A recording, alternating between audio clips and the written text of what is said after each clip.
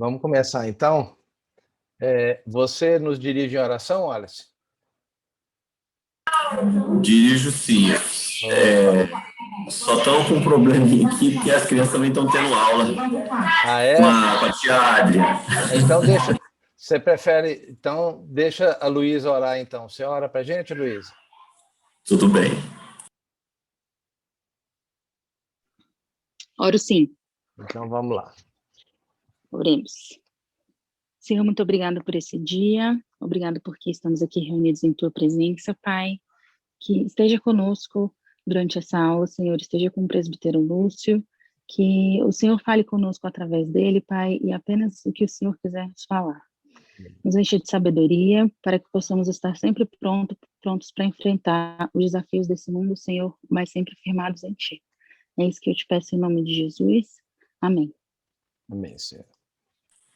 Amém. Opa, bem-vindo, Murilo, Ana Rafaela. Vamos começar então, gente. Eu vou compartilhar aqui minha tela com vocês. Um minutinho.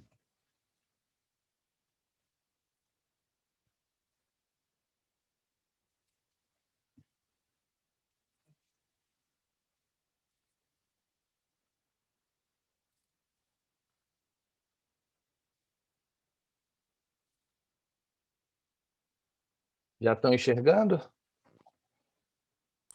Sim, para mim está aparecendo aqui. Ah, então beleza. Bom, então vamos começar. Sejam muito bem-vindos todos vocês, aqueles que forem chegando também. Eu talvez não consiga acompanhar todos que vão chegando ao mesmo tempo, porque com a tela compartilhada eu fico limitado aqui para ver o número de pessoas chegando. Mas que vocês sejam muito bem-vindos nessa nova tentativa nossa, né? Um novo padrão de EBD, uma nova forma da gente fazer EBD.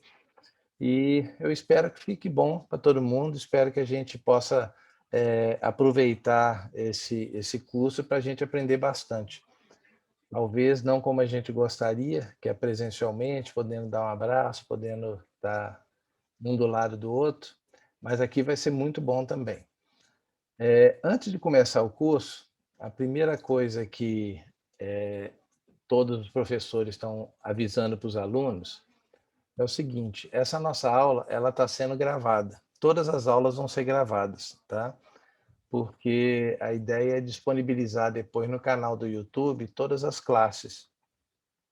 Então, estou publicando esse aviso aí para vocês saberem, para não fazer nada sem o consentimento e sem as pessoas saberem. Tá ok? Vamos então dar seguimento ao nosso curso. O nosso curso ele vai falar sobre a pós-modernidade e os desafios para a Igreja de Cristo no mundo de hoje. Como essa é a nossa primeira aula, então vamos falar inicialmente do curso, dar uma geral sobre o curso e, em seguir, vamos fazer um breve resumo do que a gente vai estudar nessas 9 aulas, como essa é a primeira, né? Nessas 9 aulas que nós vamos ter.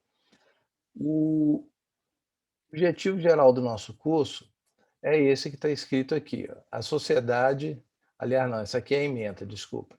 A sociedade em que vivemos, caracterizada pela desintegração familiar, a relativização de valores e o secularismo, impõe um posicionamento biblicamente orientado aos desafios contemporâneos. Nesse sentido, a pós-modernidade representa ao mesmo tempo um risco e uma oportunidade para o cristão. Esse curso nosso, então, ele visa esclarecer esses princípios da pós-modernidade à luz do cristianismo reformado, de forma que a gente possa ter respostas bíblicas para esses desafios que a gente tem no dia a dia. O objetivo geral do curso é nos ajudar nesse ano mais da celebração a experimentar cada dia mais Jesus como a maior alegria da nossa vida. Além disso, nos proporcionar uma maior compreensão das ideias e práticas difundidas no tempo presente, confrontando-as com as Escrituras Sagradas, de modo que sejamos desafiados a guiar nossas vidas pelas verdades da Palavra de Deus. Quais os resultados que a gente pretende alcançar com esse curso nosso aqui, então? Os resultados a gente conseguiu resumir em 3 deles. Primeiro, conhecer as principais características do tempo presente, da pós-modernidade, as ideias e práticas que a gente vê hoje no nosso dia a dia. e confrontar com os ensinos da palavra de Deus, da Escritura. Ser cada vez mais um cristão que tem a palavra de Deus como regra de fé e prática e nos fortalecer para agirmos de acordo com a vontade de Deus expressa nas Sagradas Escrituras. Ok? A biografia que a gente vai utilizar não são todos esses livros na íntegra, tá? Mas dependendo do tema da aula, os livros nos quais a gente tem focado são esses aí. Principalmente a palavra, né? A Bíblia, e esses outros livros aí, todos eles falam um pouquinho sobre cada um dos temas que nós vamos tratar aqui durante esse curso. Nós vamos estar reunidos em 9 aulas. Essas aulas, conteúdo delas são esses aqui que estão aparecendo para vocês. Eu não vou ler todos, tá? Porque durante todas as minhas aulas eu vou colocar esse slide no início aqui para a gente ir seguindo a evolução do nosso curso. Na aula de hoje nós vamos falar sobre a pós-modernidade e o desprezo pela verdade, que é esse tema aqui. Antes disso, eu não falei lá atrás, esse curso está sendo ministrado por mim, sou Lúcio Mafra, e pelo Daniel Galvão, que é um irmão nosso, presbítero também da igreja. O Daniel é o pastor titular do curso, eu sou o pastor não, ele é o professor titular do curso e eu sou o outro professor junto com ele, nós vamos ministrar esse curso aí, ok? A gente começar a entender essa questão da pós-modernidade, vamos tentar entender primeiro o que é isso, pós-modernidade, pós o quê, né? Toda vez que a gente vê esse prefixo pós, é depois de alguma coisa. A gente, quando está na faculdade, a gente faz a graduação e depois faz a pós-graduação, que é depois da faculdade. O que vem a ser, então, essa pós-modernidade? Significa que teve uma modernidade antes? Sim. Da forma como é classificado, sim. Mas quer dizer o quê? Quer dizer que agora, como a gente está na pós-modernidade, então a modernidade acabou? Nós não estamos mais na modernidade? Esse é um outro raciocínio também que às vezes a gente pode ter e que está um pouco equivocado, porque essas classificações elas se sobrepõem e convivem juntos. Então, o fato de a gente dizer que hoje nós estamos na pós-modernidade não quer dizer que a modernidade já acabou. Elas meio que se entrelaçam, essas eras e essas classificações. Essas classificações vêm de algum tempo já e foram classificadas em mundo antigo, modernidade e depois pós-modernidade, que é onde nós estamos agora. Cada uma dessas classificações, dessas eras ou desses tempos, elas têm uma perspectiva e um entendimento de realidade diferente. E é isso que faz a diferenciação entre eles. No mundo antigo tinha uma visão, a modernidade introduziu uma nova visão e a pós-modernidade veio com uma terceira nova visão. A gente diferenciar bem e entender essas classificações, a gente tem que entender as diferentes perspectivas que cada uma dessas classificações tinham da realidade. Vamos começar então com o mundo antigo. No mundo antigo, a eloquência era o grande trunfo dos eruditos daquela época. Pessoal, vou dar uma paradinha aqui, eu esqueci de falar uma coisa. Vamos tentar combinar o seguinte, no meio da aula e mais no final da aula eu dou uma pausa para a gente, vou tirar os slides para a gente se ver de novo, e aí se alguém tiver algum comentário, alguma pergunta, aí a gente faz, tá? Porque no ambiente online assim, fica difícil toda hora alguém fazer o comentário, eu posso acabar não vendo a pessoa falando, e aí passa batida, a pessoa pode ficar chateada.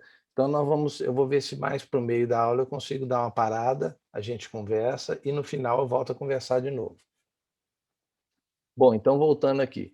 No mundo antigo, então, a eloquência era o grande trunfo dos eruditos, a capacidade de falar, a capacidade de se expressar. Os filósofos, eles se destacavam pela autoridade que eles tinham e pela habilidade que eles tinham de argumentar sobre as coisas. Foi uma época em que existiam aqueles grandes debates nas arenas. 2 filósofos iam numa arena, na Grécia acontecia isso muito, tinha um público para assistir e aqueles filósofos iam ali para debater ideias. Então, um tinha uma ideia, o outro tinha uma ideia contrária, e eles iam através da sua erudição, da sua eloquência, do seu poder de argumentação, eles iam convencendo ou iam explicando o porquê da razão do pensamento de cada um deles, né? Então, essa é a grande característica dessa época chamada de mundo antigo. Logo depois veio a modernidade. A modernidade ele rompeu com tudo isso. Modernidade meio que falou assim, olha, não me fale sobre nada não, me mostre o que você quer. Ao invés de você ficar falando, você me mostra aquilo que você quer e isso vai me convencer. Então a verdade passou a ser não algo que alguém podia argumentar, não dependia do poder de convencimento e nem da capacidade da pessoa. Não é aquilo que você pode argumentar, não é aquilo baseado na autoridade de alguém.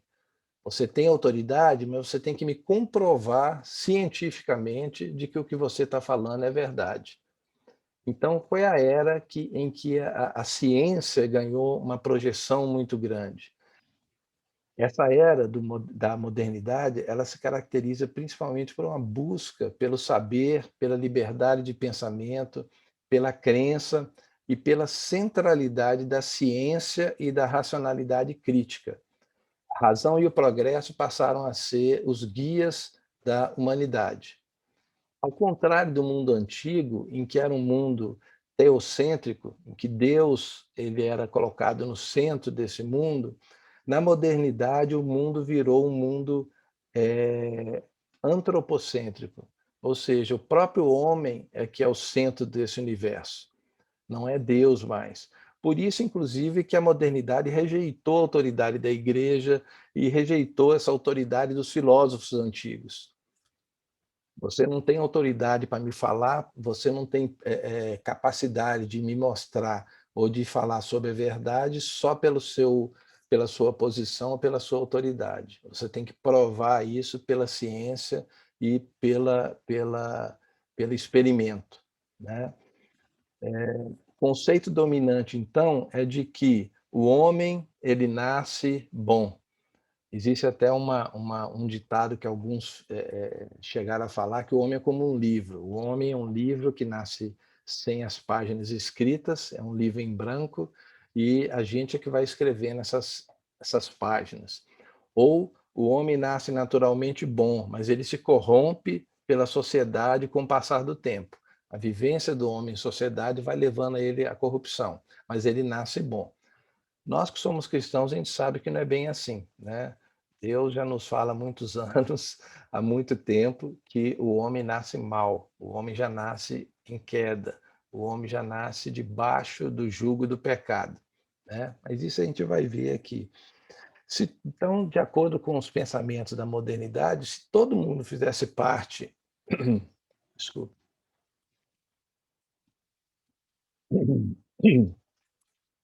se todo mundo fizesse parte de uma sociedade justa, com direitos iguais para todos, a felicidade comum seria alcançada. E esse é um dos grandes problemas da modernidade. Essas ideias, elas são muito bonitas no papel, mas na prática, o que veio foi a decepção.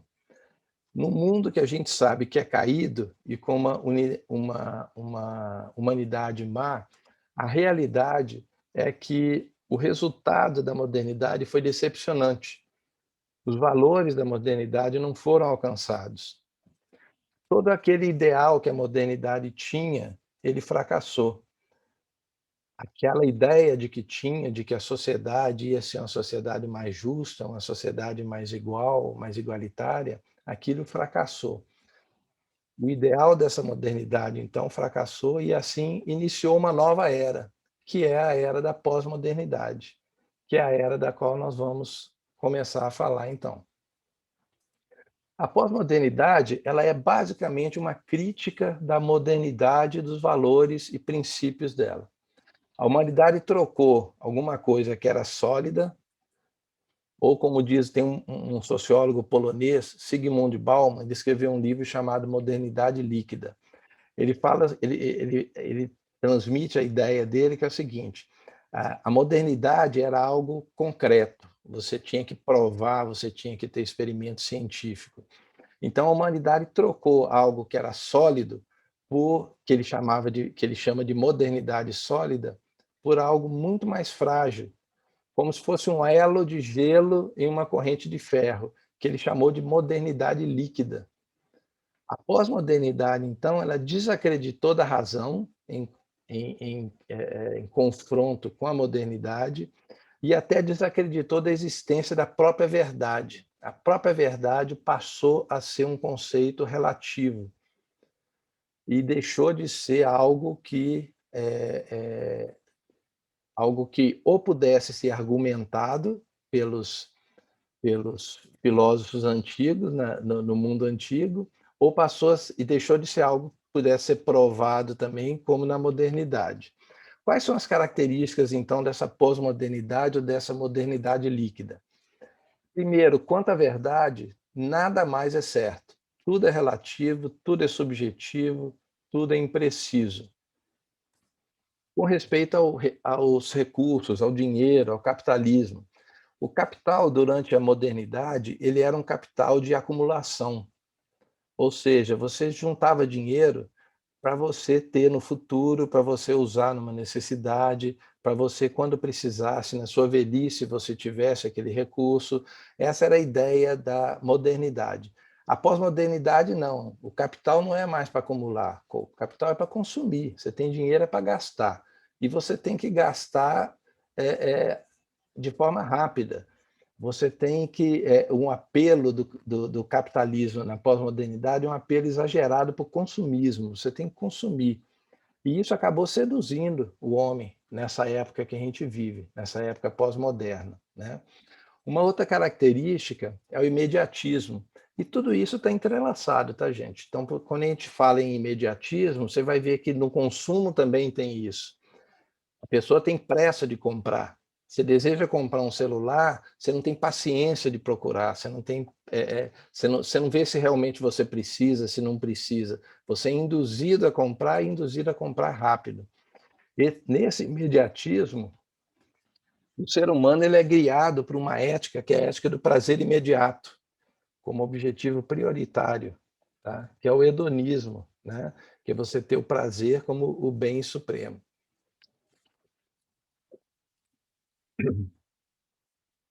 Nos avanços tecnológicos, os meios de comunicação da informática eles foram subvertidos com a crescente influência do universo virtual. O avanço tecnológico que poderia ser algo para conduzir para um progresso e para um bem-estar da comunidade, ele é para isso também, mas ele foi que meio subvertido com essa influência do universo virtual dentro da tecnologia.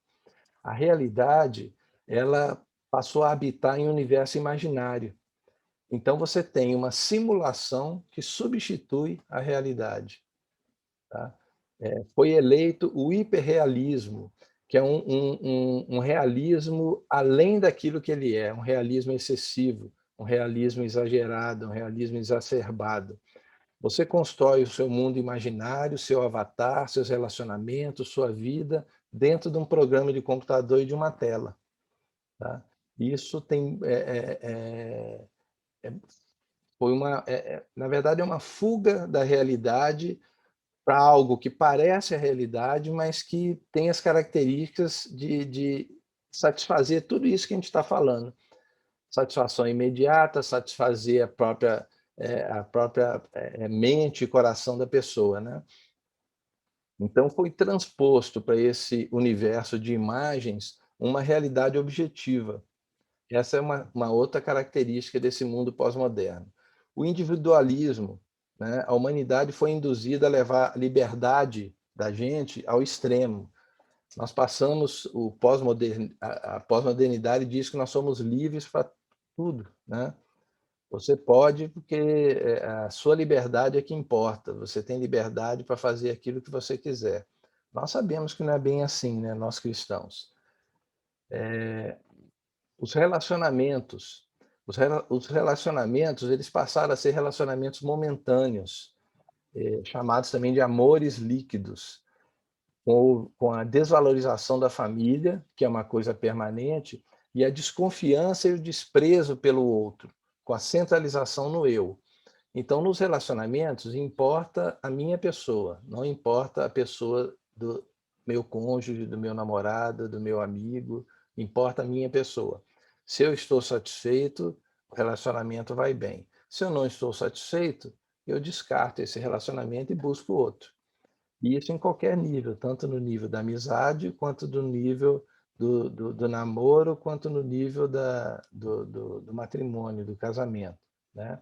Tudo focado para o eu. O que importa é a minha pessoa, a minha satisfação, o meu prazer, o que importa é a minha liberdade, né?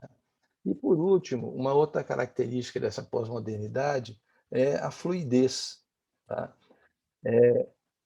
Essa fluidez, ela traz para a gente o conceito de que tudo é fluido, tudo é líquido, tudo é efêmero. Tudo que é sólido se desmancha no ar. Daí aquele termo que eu falei, que aquele autor lá atrás usou, de modernidade líquida. É algo que você não pega, se você botar na mão, ele escorrega por entre os dedos. Esse é o sentido dessa pós-modernidade. Aquele sociólogo, ele fala que a pós-modernidade é como você atravessar um lago congelado por uma fina camada de gelo. Ou você tenta passar correndo, sem olhar para trás, ou você enfrenta o risco do gelo quebrar e você afundar naquelas águas geladas ali. Então a pessoa não para muito para pensar e para refletir sobre o que está sendo feito, como é feito. Você não para refletir se você está consumindo só levado por um desejo de consumismo exacerbado. Você não para pensar se você está lidando bem com seus relacionamentos. Você não para pensar se a realidade que você está imaginando que se ela é daquela forma. Não, você não pode parar. Porque se você parar, você pode encontrar a negação de tudo isso e você não vai ter resposta. Então você vai afundar no meio desse caos todo. Então você não para pensar, você sai correndo e tenta atravessar essa camada de gelo sem cair dentro dela. Por quê? Porque se você afundar, você não vai ter sustentação, você não vai ter consistência, já que não tem princípios e não tem valores nessa pós-modernidade. O mundo atual nos traz cada vez mais exemplos que fazem a gente refletir sobre o caos em que ele se encontra. Eu procurei algumas notícias de jornal e achei algumas aterrorizadoras, tá? São notícias de jornal, eu dou algum crédito por serem de jornais públicos, né? Jornais, não é notícia que alguém me passou. Eu tenho, inclusive, essas notícias copiadas aqui dentro do meu computador. Mas, por exemplo, a Colômbia, lá na Colômbia já existe a primeira família poliamorosa do mundo. No dia 3/6/2017, foi oficializado o casamento entre 3 pessoas do mesmo sexo. Isso na Colômbia. Já não bastava ser um casamento de 3 pessoas, todas 3 são do mesmo sexo. Na província de Ontário, lá no Canadá, tem uma lei que permite do governo retirar os filhos dos pais quando os pais se recusarem a aceitar a opção dos filhos por determinada identidade de gênero. Ou seja, não são mais os pais que determinam como a criança vai ser criada, e sim ela mesma. Então, o pai não pode falar com o filho, ou não pode conversar com o filho sobre o ser homem e o ser mulher. O filho tem que escolher isso. E se o filho escolher uma determinada identidade de gênero e o pai falar o contrário daquilo, existe uma lei que permite o governo retirar aquela criança do pai. Um outro exemplo no Canadá também, um casal cristão, membro de uma igreja presbiteriana reformada lá do Canadá.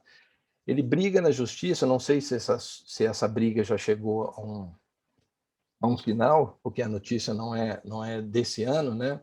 Mas brigava na justiça porque eles perderam os filhos, porque eles se recusaram a dizer que o coelhinho da Páscoa existe. Parece uma brincadeira isso, mas é uma verdade. Segundo a decisão do juiz lá do Canadá, dessa província lá de Ontário, a decisão dele foi baseada no seguinte: o coelhinho da Páscoa é uma parte importante da cultura canadense. Então o pai não pode chegar e falar para o filho, negar isso para o filho, dizer para o filho que o coelhinho da Páscoa não existe, né? Então é um mundo completamente maluco esse que nós estamos vivendo. se a gente for olhar os conceitos do mundo. E nós, cristãos, no meio desse mundo, nós somos um contraponto a isso, né?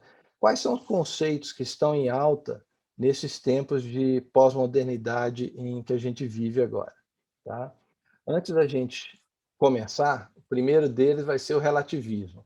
Mas antes da gente começar a falar um pouquinho sobre o relativismo, deixa eu ver o rosto de vocês aqui de novo. Deixa eu ver quem é que já está na sala, quem que eu não tinha visto. Só um minutinho, deixa eu ver aqui os participantes. Ana Rafaela, já estava, né, Ana? Aurelinda, seja bem-vinda, Aurelinda, Israel, Luísa, Márcio e a Lisiane, sejam muito bem-vindos. O Marcos e a Aline, Murilo, Ricardo, Wallace, Iguaçu e Viviane. Obrigado, gente, por vocês estarem aqui, sejam muito bem-vindos. Alguém quer comentar alguma coisa sobre isso que a gente falou até agora? Sobre essas características da pós-modernidade? Alguém quer falar alguma coisa? Se quiser, é só abrir o microfone aí e falar, tá?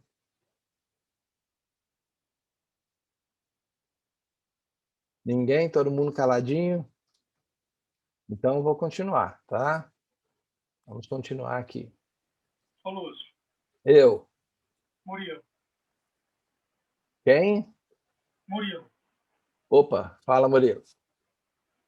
Cara, eu só queria já expressar minha preocupação, né? Porque, poxa, a gente já é tolhido da liberdade, a gente tem visto aí o STF querendo, né, segurar, né, todo tipo de informação para a gente, que a gente recebe, controlar o que a gente pode, o que a gente não pode, de forma não, como eles mesmos dizem, né, não democrática, mas isso, para mim, é a pontinha do iceberg, porque eu acho que a gente vai chegar nesse ponto de que nós não vamos poder escolher a escola dos nossos filhos, a gente não vai poder escolher a identidade que ele vai utilizar na vida dele, né? Ou seja, a profissão, essa história de coelhinho, cara, logo chega aqui. Eu acho que a gente precisa lutar muito e apertar os nossos políticos para não chegar nesse ponto. Murilo, nós cristãos no mundo, a gente, desde a época de Cristo, né, mas agora também, a gente está sempre diante de um dilema, né? O dilema é o quê? O mundo secular e o mundo cristão, o reino de Deus. São coisas que todas duas têm importância para a gente. O reino de Deus tem importância fundamental, porque é o que nós cremos, é o Deus que a gente serve, né? O Deus que nos salvou. E o mundo tem a sua importância também, porque a gente vive no mundo, né? A gente não pode ignorar o mundo. O importante é a gente saber que a gente está no mundo para fazer diferença de acordo com a palavra de Deus, né? A própria palavra de Deus fala que quando a coisa for do mundo, quando for um dever que a gente tem enquanto cidadão do mundo, enquanto alguém que está debaixo das leis e das regras do país, que a gente procure seguir isso, desde que isso não confronte com a palavra de Deus. É o dai a César o que é de César e dai a Deus o que é de Deus, né? Então é algo que a gente tem que estar muito atento e muito com a mente assim muito pronta e com conhecimento também da palavra de Deus para a gente confrontar uma coisa com a outra. Para a gente não ser uma pessoa desobediente às leis, que seria um péssimo exemplo que a gente daria, né? Se nós fôssemos cristãos que não obedecem às leis, a gente estaria dando um exemplo ruim, mas também não podemos obedecer leis que vão de encontro à palavra de Deus. Uma lei que nos proíba, por exemplo, ela não existe, mas uma lei que nos proíba, por exemplo, de ter participado de um culto, de fazer o nosso culto, de orar ao nosso Deus, como alguns países têm, né? Graças a Deus no Brasil não, né? Mas é bem isso mesmo, nós temos que estar atentos para que o reino de Deus ele seja prioridade na nossa vida, né? Alguém queria comentar mais alguma coisa? Então, eu vou continuar aqui, gente. Deixa eu compartilhar a tela. Voltar a ver a minha tela aí, né? Então, nós vamos falar um pouquinho agora sobre esses conceitos que estão em alta em tempo de pós-modernidade. Um dos conceitos é o relativismo, né? O relativismo é um termo filosófico, ele se baseia na realidade do conhecimento e ele repudia qualquer verdade ou qualquer valor absoluto. Como o próprio nome já diz, para o relativismo tudo é relativo. Todo ponto de vista é válido, todo ponto de vista é necessário, não existe verdade absoluta. As coisas são conhecidas de uma forma particular e muito pessoal por cada indivíduo. Eu tenho a minha verdade, você tem a sua verdade. Só um minuto. Eu tenho a minha verdade, você tem a sua verdade. Mas isso não é coisa nova, Deus já alertava a gente há muito tempo sobre isso. Deus falava para a gente já lá em Isaías 5:20, ai dos que chamam ao mal bem e ao bem mal, que fazem das trevas luz e das luz trevas, do amargo doce e do doce amargo. Quanto à questão da verdade, que é tão relativa na pós-modernidade, Jesus também já nos mostrou o caminho para isso. Lá em João 4,16, Jesus fala, eu sou o caminho e a verdade e a vida. Por isso é que o cristianismo, dentro da pós-modernidade, ele é uma contracultura, é remar contra a maré. O cristianismo é não se conformar com esse século, como o apóstolo Paulo já falava naquela época, do mundo antigo, né?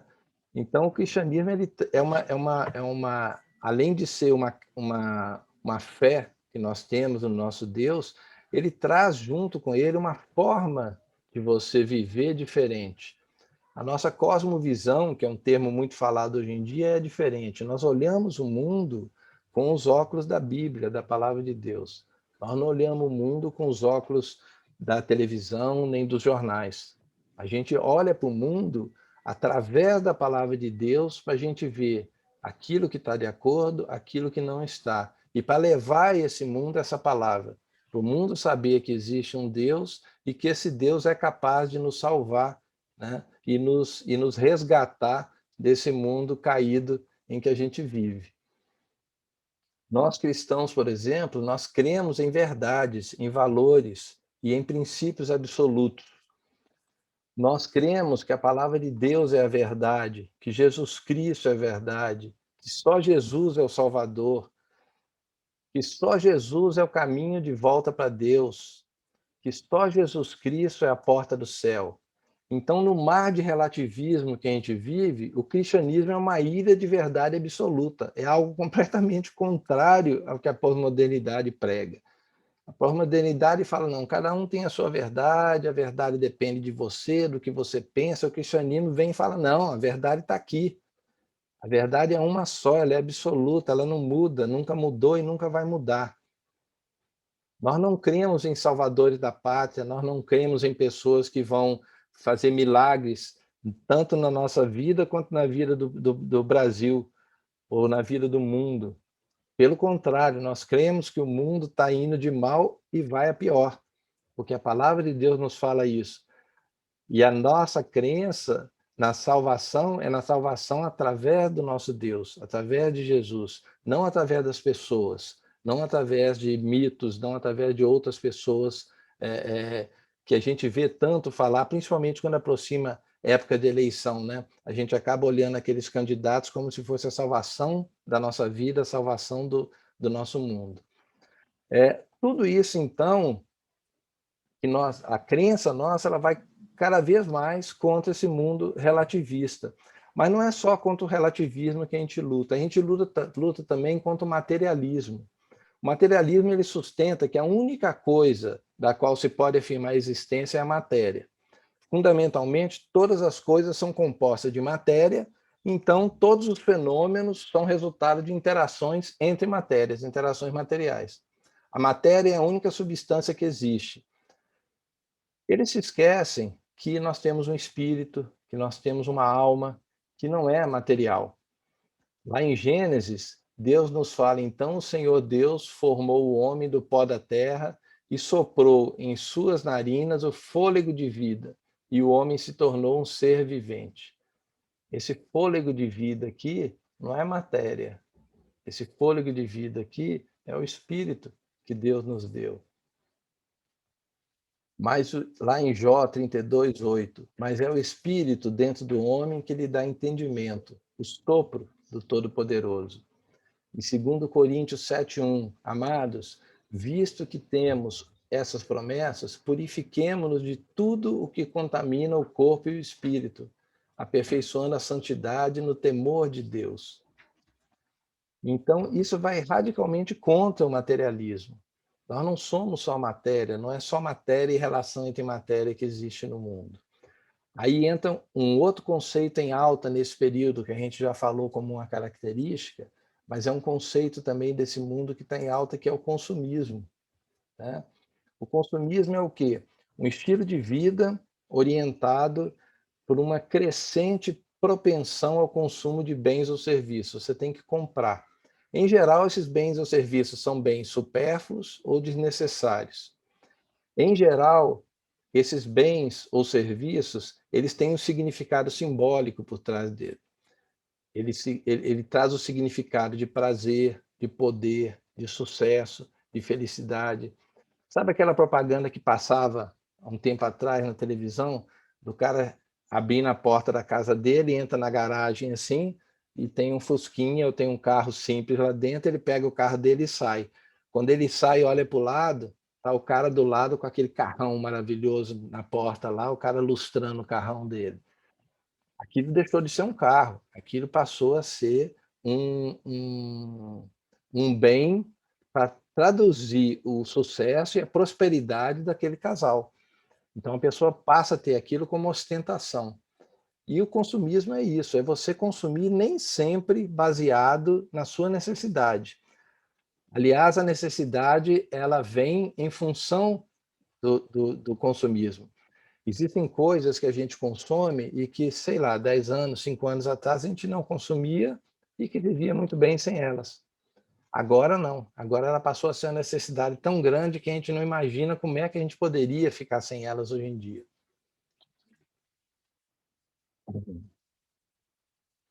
Eu conversando com uma criança um dia desses, eu falei com ela que houve um tempo que não existia celular. A gente só tinha telefone dentro da casa da gente. Aí ela me perguntou assim, tio, mas aí como é que eu fazia se eu estava na rua e queria falar com meu pai? Eu falava assim, ó, ou você esperava até chegar em casa, falar com seu pai, ou você ia no orelhão, botava uma ficha e falava com ele. Tio, então eu não podia ter um aparelhinho para falar com meu pai? Não, não podia. Tá? Esse é um exemplo que hoje todos nós, a gente, depois que teve essa facilidade, a gente não quer ficar sem ela. Mas é algo que não existia. E a exemplo dessa tem um monte, né? O consumismo é o evangelho atual que ele é oferecido para o mundo. O consumismo ele finge conter boas novas de grande alegria para as pessoas, pelo menos para as pessoas que têm dinheiro, as pessoas prósperas. Porque a pessoa que não tem dinheiro, ela vive, se ela se deixar levar por essa questão do consumismo, ela vive frustrada no mundo de hoje.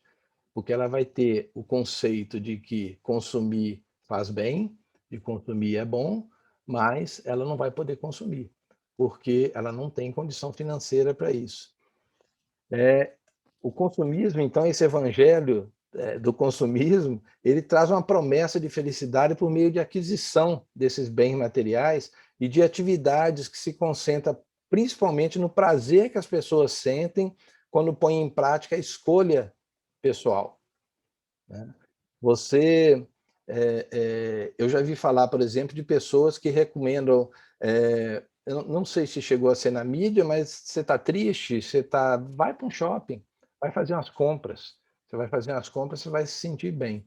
O pastor John MacArthur, ele fala algo muito interessante sobre o consumismo. Ele fala o seguinte, diariamente nós somos levados a escolher tudo, desde nossas roupas ao café, de modo a satisfazer os nossos desejos pessoais. Nossas preferências e desejos recebem prioridade máxima. Como resultado, começamos a acreditar no mito de que o mundo gira ao nosso redor e daquilo que desejamos. Isso torna o ato de comprar agradável. Sentimos-nos poderosos quando entramos num shopping com cartão de crédito nas mãos. E isso é uma mais pura verdade no mundo de hoje, né? Então, nós vimos relativismo, materialismo e consumismo. Um outro conceito que está muito em alta também nos dias de hoje é o conceito do pragmatismo.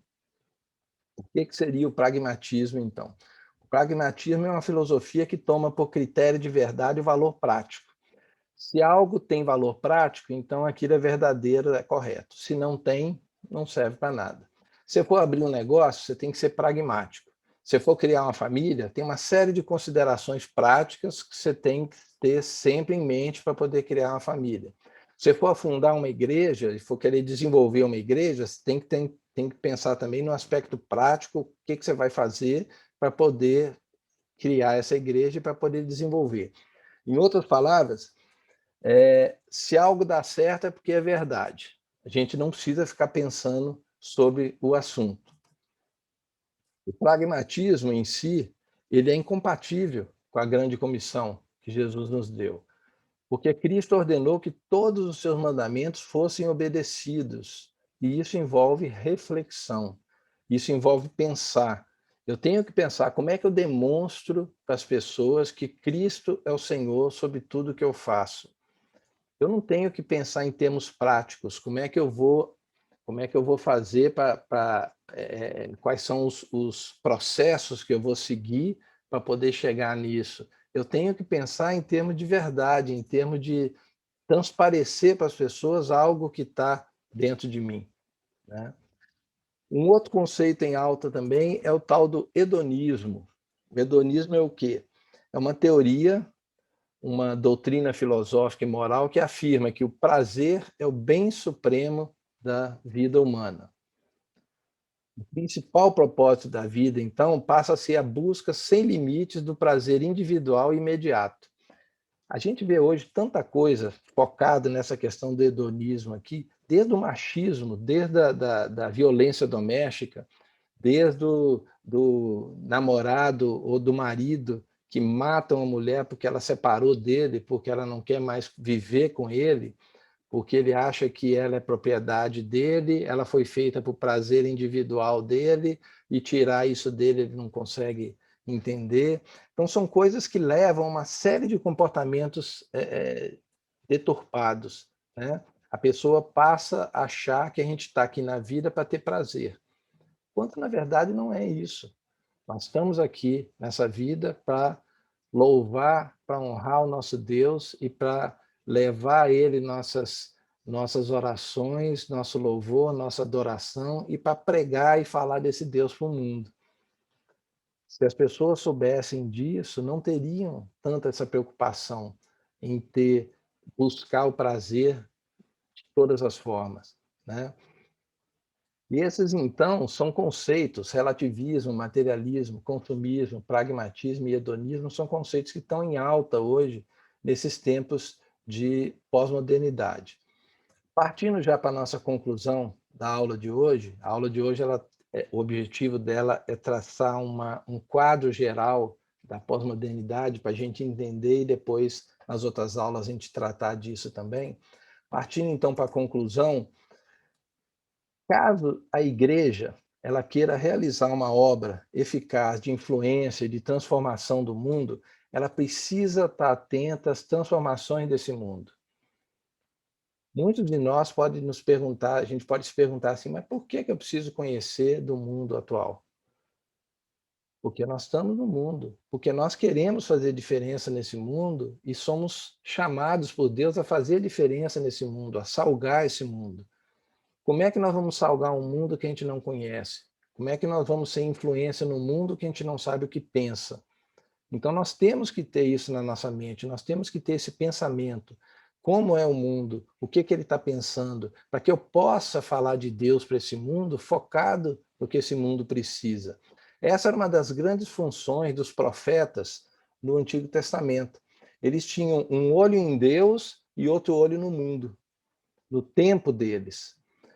E eles conseguiam perceber as ações de Deus na história, percebiam o crescimento do mal dentro da sociedade da época deles e percebiam os principais desafios para o povo de Deus naquele período.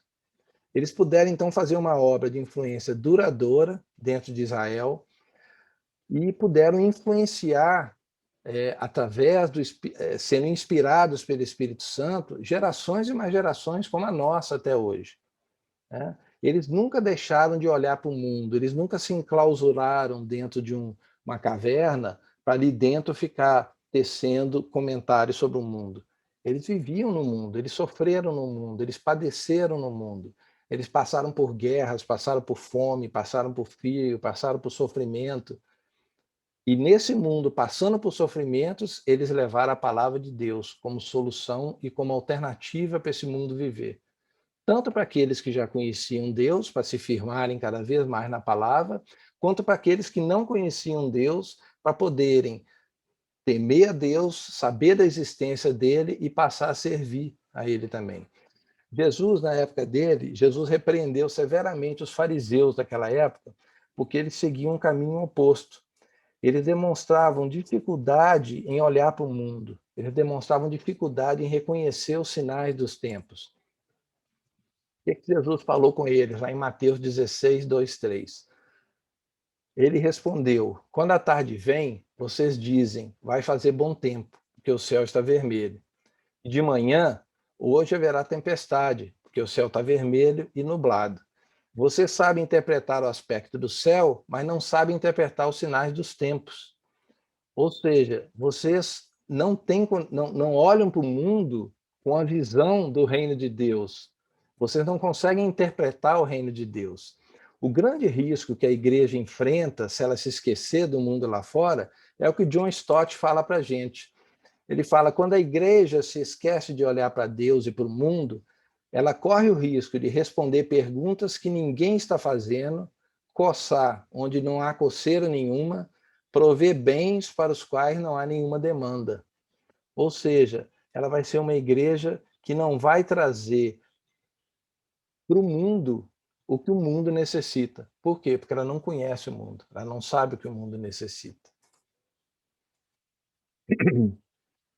A nossa busca, então, é olhar para o mundo e ver o que está acontecendo, e, ao mesmo tempo, olhar para Deus e para a sua palavra e buscar a resposta e orientação de Deus. A ideia não é só condenar o que está errado. Não basta eu olhar para o mundo e falar, olha, está errado corrupção está errada. Mas eu tenho que apresentar uma opção viável para o mundo e para a atual situação das coisas no mundo. Corrupção está errada porque, segundo a palavra de Deus, Deus diz que a gente tem que respeitar aquilo que é dos outros, e porque isso é um desejo desenfreado de você ter poder, e Deus também fala sobre isso, e a palavra de Deus fala sobre isso. Ou seja, a ideia nossa no mundo não é simplesmente apontar o dedo, é mostrar uma solução, é mostrar uma opção. E isso exige de nós mais do que uma mera observação do mundo. Exige um conhecimento da palavra de Deus. A gente olha o mundo, identifica os erros do mundo, mas se a gente não conhecer a palavra de Deus, a gente não vai ter o remédio. É o médico que sabe identificar uma doença, mas não sabe medicar. Tá? É o risco que a gente corre se a gente ficar sem uma das duas coisas. Nós temos que olhar para o mundo, mas nós temos que ter a palavra de Deus sempre na nossa mente e no nosso coração. Nós precisamos construir uma fé que seja resistente aos ataques desse mundo moderno ou pós-moderno. Mas não é só isso. Melhor do que isso, a gente pode construir uma fé que é ainda mais forte e relevante a partir desses ataques. A gente tem que ter condição quando, por exemplo, uma coisa que me vem à mente, assim, quando o filho da gente chega naquela idade em que começa a nos confrontar, porque isso existe, faz parte do crescimento e do próprio amadurecimento do jovem, né?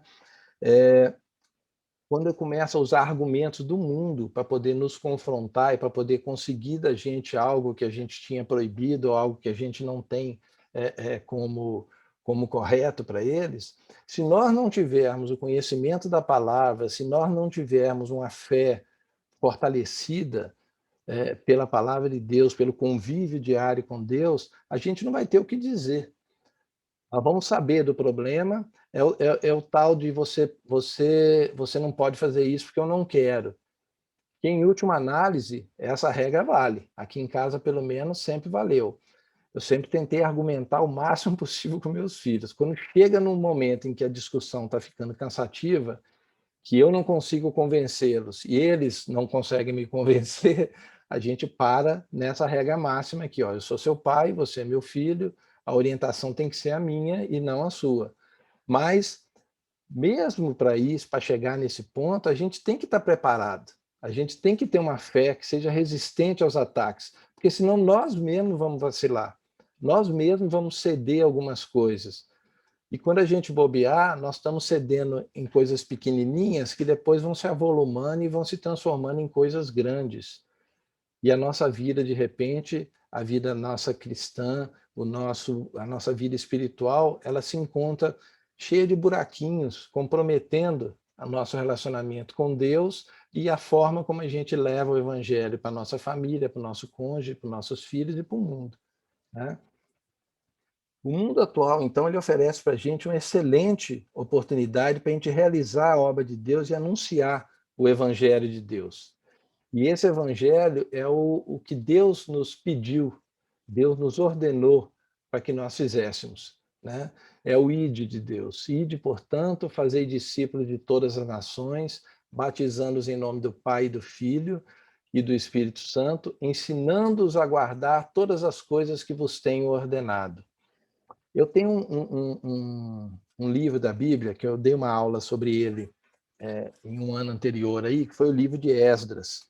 E Esdras foi um grande homem de Deus, e Esdras tinha um pensamento, lá em Esdras, no capítulo 7, versículo 10, se não me engano, que é o centro do livro, Esdras fala, deixa lá escrito o seguinte, que ele procurava conhecer a palavra de Deus, era a primeira coisa, ler a palavra de Deus e conhecer.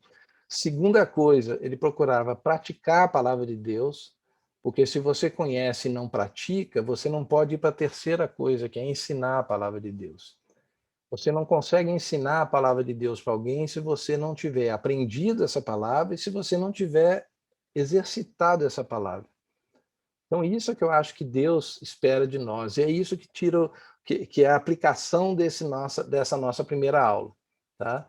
Nós temos que ver esse mundo, conhecer as fraquezas desse mundo e nessas fraquezas atuarmos e nessas características do mundo atuarmos levando a palavra de Deus como solução para esse mundo. Nossa aula vai encerrar aqui. Eu vou deixar com vocês aí rapidinho um último slide, tá? De avaliação. Se alguém tiver celular aí, quiser bater uma foto, acessar aqui, tá? Depois vocês façam a avaliação. É muito rápida a avaliação, gente. A avaliação é questão de alguns segundos, tá? Não toma tempo de ninguém, não. E é interessante para a gente ver como é que foi a aula, como é que vocês receberam. Eu vou parar de compartilhar aqui. Vocês já estão vendo... Peraí, cadê? Stop share. Já estão vendo o Daniel Galvão aí, nosso outro professor. Tudo bom, Daniel? Liga seu som aí, Daniel. Como é que está? Nosso horário vai até que hora, Daniel? De 11h10 até meio-dia. Meio-dia. Bom dia a todos aí. Então está acabando. Alguém tem algum comentário para fazer? Quer colocar? Meu filhão está aqui também, Thiago Mafra. Está aí, meu filho. Se alguém quiser fazer algum comentário, gente, alguma ponderação, o microfone está aberto. Aliás, abra o microfone e fale. Opa, Aurelinda, quer falar? Está fechado o seu microfone.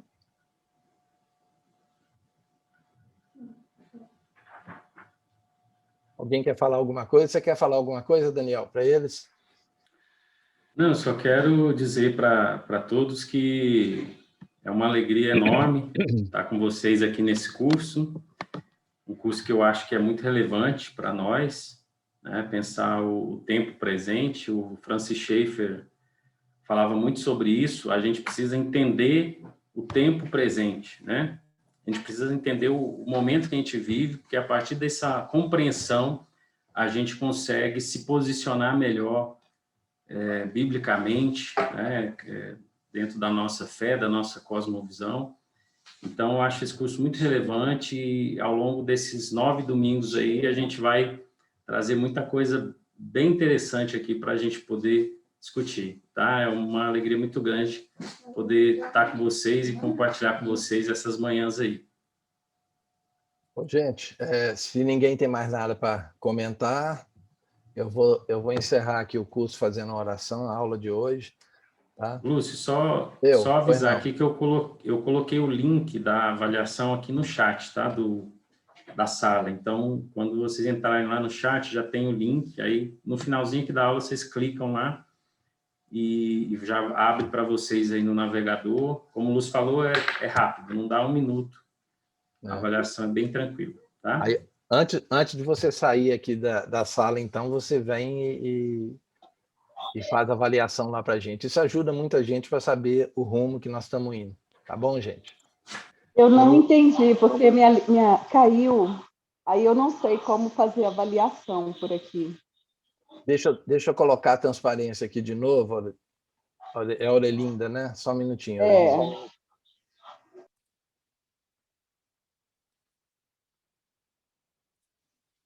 Essa foi a transparência, Aurelinda. Tem uma URL aí.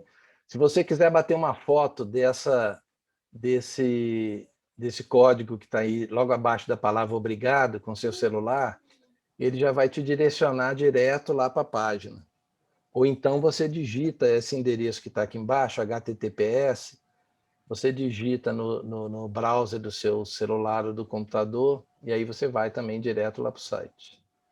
Ou pode entrar aí no chat Ou então entrar no chat sala. da sala. Gente, vamos orar então, encerrar nossa aula de hoje. Senhor nosso Deus, obrigado, Senhor, pela oportunidade que o Senhor nos deu de estarmos aqui hoje, aprendendo um pouco mais, Senhor, da Tua palavra, conhecendo, Senhor, esse mundo em que nós vivemos, para que nós possamos ser instrumentos de bênção para esse mundo, Senhor. Que o Senhor esteja nos dando, Senhor, a força, a coragem, a intrepidez necessária, Senhor, para poder chegarmos até as pessoas, falarmos de Ti, falarmos do Teu reino, falarmos da salvação que o Senhor nos deu através de Jesus e que possamos impactar esse mundo, Senhor, com a Tua palavra, com a Tua vontade e com a Tua soberania e o Teu poder, Senhor. Obrigado porque o Senhor tem nos guardado, tem nos protegido. Queríamos pedir que o Senhor continuasse a proteger a Tua igreja, Senhor. Abençoa aqueles nossos irmãos que estão enfermos hoje, que estão em leitos de hospital. E zele por todos nós, Senhor. Obrigado pela Tua fidelidade, pela Tua misericórdia para conosco, apesar de sabermos que nós não somos nada, Senhor. Nós não merecemos nada. Que tudo isso é graça imerecida que o Senhor nos dá. Obrigado por essa aula que tivemos, por esse curso que estamos iniciando. Abençoa, Senhor, as nossas vidas. Em nome do Teu Filho Jesus é que nós pedimos e oramos. Amém, Senhor.